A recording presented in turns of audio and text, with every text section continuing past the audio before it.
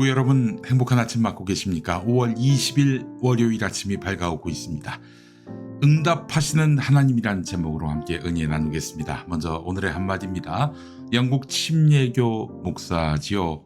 여러분이 잘 아시는 찰스 스펄전 목사의 말입니다. 회개는 우리가 죄를 미워하게 하며 하나님을 사랑하게 한다. 진정한 회개는 죄에서 돌이켜 하나님께로 돌아가는 것이다.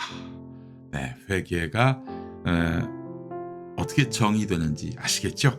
자, 오늘 요엘서 2장 18절에서 27절 말씀 함께 읽도록 하겠습니다. 그때 주님께서 땅이 당한 일로 마음 아파하시고 당신의 백성을 불쌍히 여기셨다. 주님께서 백성에게 대답하셨다. 내가 너희에게 곡식과 포도주와 올리브 기름을 주어서 아쉬움이 없도록 하겠다. 다시는 다른 나라가 너희를 조롱거리로 만들지 못하게 하겠다. 북쪽에서 온 메뚜기 군대를 멀리 쫓아버리겠다. 메마르고 황량한 땅으로 몰아내겠다. 전위 부대는 사해에 몰아넣고 후위 부대는 지중해에 몰아넣겠다. 시체 썩는 냄새, 그 악취가 코를 찌를 것이다. 주님께서 큰일을 하셨다. 땅아 두려워하지 말아라. 기뻐하고 즐거워하여라. 주님께서 큰일을 하셨다. 들짐승들아 두려워하지 말아라. 이제 광야의 풀이 무성할 것이다. 나무마다 열매를 맺고 무화과 나무와 포도나무도 저마다 열매를 맺을 것이다. 시온에 사는 사람들아, 주 너희의 하나님과 더불어 기뻐하고 즐거워하여라. 주님께서 너희를 변호하여 가을비를 내리셨다. 비를 흡족하게 내려주셨으니 옛날처럼 가을비와 봄비를 내려주셨다. 이제 타작마당에는 곡식이 가득 쌓이고 포도주와 올리브 기름을 짜는 틀마다 포도주와 기름이 넘칠 것이다. 메뚜기와 누리가 썰어먹고 황충과 풀무치가 삼켜버린 그 여러 해의 소대를 내가 너희에게 보상해 주겠다. 그 엄청난 메뚜기 군대를 너희에게 보내어 공격하게 한 것은 바로 나다. 이제 너희가 마음껏 먹고 배부를 것이다.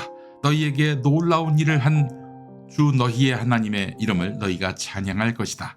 나의 백성이 다시는 수치를 당하지 않을 것이다. 이스라엘아, 이제 너희는 알게 될 것이다. 내가 너희 가운데 있다는 것과 내가 주 너희의 하나님이라는 것과 나 말고는 다른 신이 없다는 것을 깨닫게 될 것이다. 나의 백성이 다시는 수치를 당하지 않을 것이다. 그런 다음에 내가 모든 사람에게 나의 영을 부어주겠다.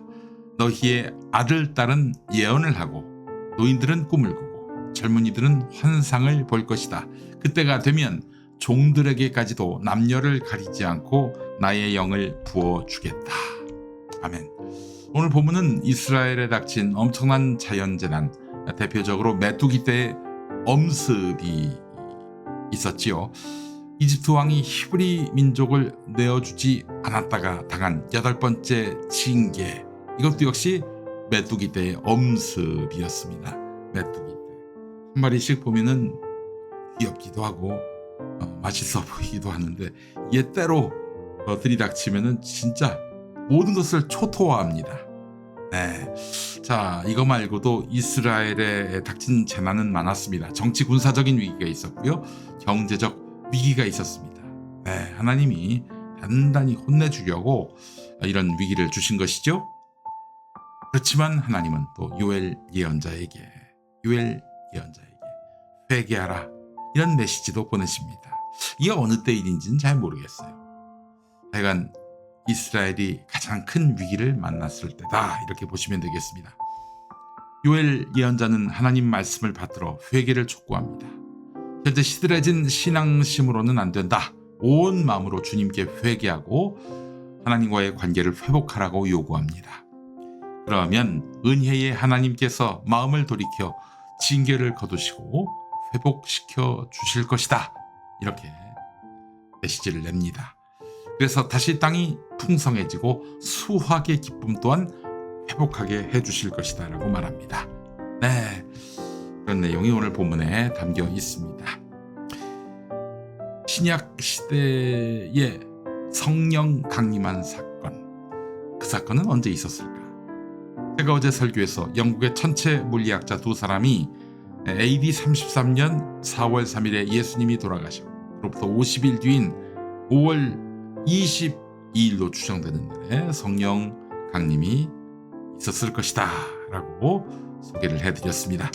자, 그때 다락방에 모인 120명 한 명 한 명에게 성령이 내린 사건 말씀드렸잖아요.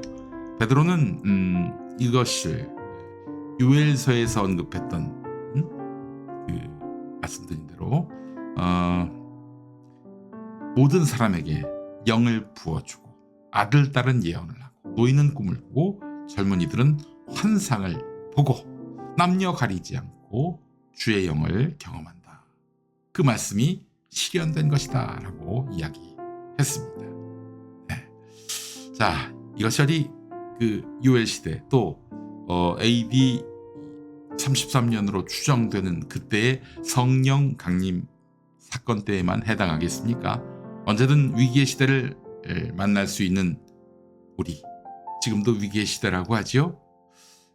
이때를 살고 있는 모든 하나님의 피조물에게 하시는 주님의 말씀입니다. 자, 그렇기 때문에 우리는 주님이 돌아서라고 할 때 돌아설 줄 알아야 합니다. 무릎 꿇으라고 할 때 무릎 꿇을 수도 있어야 합니다. 회개에 합당한 책임을 져야 할 것입니다. 불이익도 감수할 수 있어야 하는 것입니다. 그것이 성령으로 주인이 바뀐 그런 인생의 모습 아니겠습니까? 이 예화 어디서 한번 들어보셨을 겁니다. 존 뉴턴이라는 사람이 있는데 18세기 영국 사람이었습니다. 노예 무역에 종사했습니다. 지금이야 그 인신매매, 인간 납치 중범죄입니다만 그때만 해도 아프리카에 살던 사람들을, 그러니까 흑인들이었겠죠. 그들을 배에 강제로 태워서 아메리카 대륙으로 끌고 와서 종으로 파는 일이 허다했습니다. 예, 그걸 노예무역이라는 이름을 갖다 붙여요.